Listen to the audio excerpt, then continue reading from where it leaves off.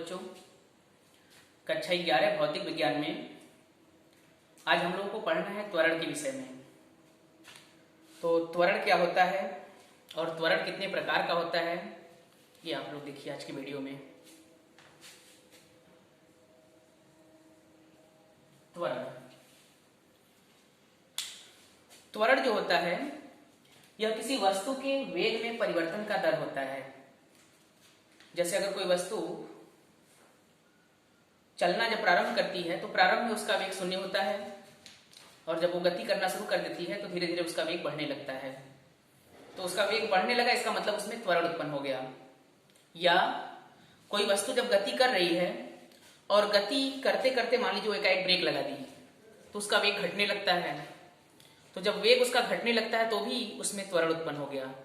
मतलब कि अगर उसके वेग में परिवर्तन हुआ, चाहे उसका वेग बढ़ा या घटा, दोनों कंडीशन में त्वरण उत्पन्न होता है।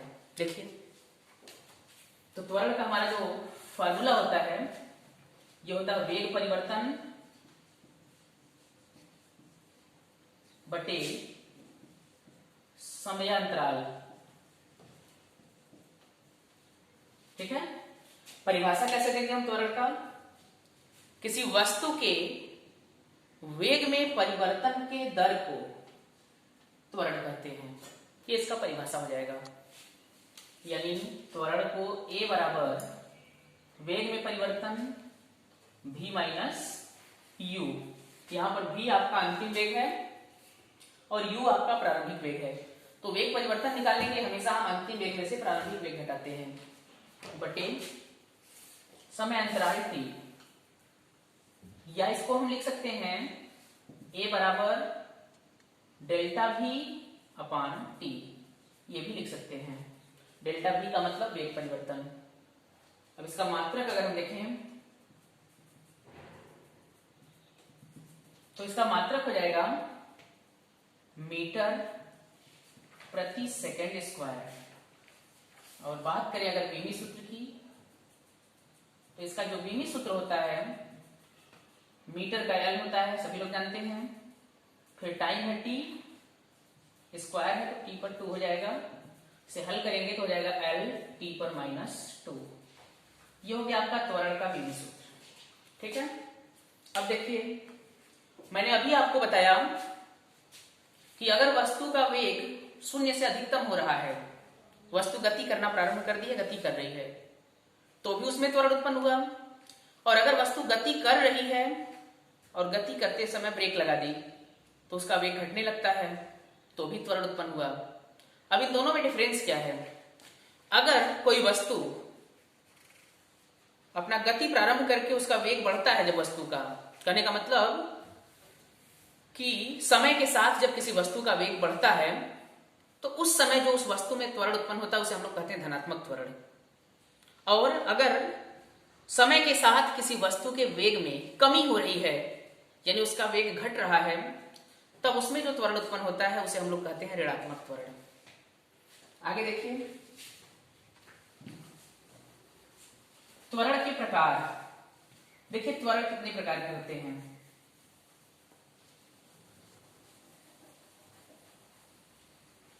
तो त्वरण आपके जो हैं 2 प्रकार के होते हैं।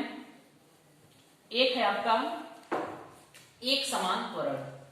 पहला आपका है एक समान त्वरण। देखिए, एक समान त्वरण क्या होता है? अगर किसी वस्तु के वेग में समान समय अंतराल में समान परिवर्तन हो रहा है, समान परिवर्तन का मतलब कि समान रूप से उसका वेग घट रहा है या बढ़ रहा है, तब उस वस्तु में जो त्वरण उत्पन्न होता है उसे हम लोग कहते हैं एक समान त्वरण। फिर से सुन लीजिए, जब किसी वस्तु के वेग में समान समय अंतराल में समान परिवर्तन होता है तो उसमें उत्पन्न त्वरण को एक समान त्वरण कहते हैं। दूसरा आपका है असमान त्वरण, या इसी को हम लोग कहते हैं परिवर्ती त्वरण, परिवर्ती त्वरण या असमान त्वरण। अगर किसी वस्तु के वेग में समान समय अंतराल में असमान परिवर्तन होता है, तब उसमें उत्पन्न त्वरण को हम लोग कहेंगे असमान त्वरण। या कह सकते हैं कि जब किसी वस्तु के वेग में समान समयांतराल में भिन्न भिन्न परिवर्तन होता है, अलग अलग परिवर्तन होता है, तब उस वस्तु में उत्पन्न होने वाले त्वरण को हम लोग कहेंगे असमान त्वरण या परिवर्ती त्वरण। अब देखिए आपका जो असमान त्वरण है यानी परिवर्ती त्वरण, ये भी दो प्रकार का होता है। असमान त्वरण, इसके भी दो प्रकार हैं। एक है आपका औसत त्वरण, ठीक है। औसत त्वरण देखिए क्या है, आपने देखा कि जो औसत त्वरण है ये परिवर्ती त्वरण का पार्ट है यानी असमान त्वरण का पार्ट है, ठीक है। तो इसमें बोलेंगे कि यदि कोई वस्तु असमान त्वरण से गति करती है तो उस वस्तु के किसी निश्चित समय अंतराल में वेग में कुल परिवर्तन तथा समय अंतराल का जो अनुपात होता है उसे हम लोग कहते हैं औसत त्वरण, ठीक है। यानी असमान त्वरण में मतलब अगर कोई वस्तु असमान त्वरण से गति करती है तो किसी निश्चित समय अंतराल में उस वस्तु के वेग में परिवर्तन और समय अंतराल के अनुपात को हम लोग कहेंगे उसका औसत त्वरण। फार्मूला हो जाएगा आपका औसत त्वरण एवी एवरेज बराबर v2 माइनस v1 यानी वेग में परिवर्तन बटे समय अंतराल यानी t2 माइनस t1। ये आपका हो जाएगा औसत त्वरण का फार्मूला। और अगला आपका जो है असमान त्वरण का है भाग तात्क्षणिक त्वरण। तात्क्षणिक त्वरण, अब देखिए तात्क्षणिक त्वरण क्या होता है। तात्क्षणिक का मतलब है अल्प समय में, किसी क्षण विशेष में।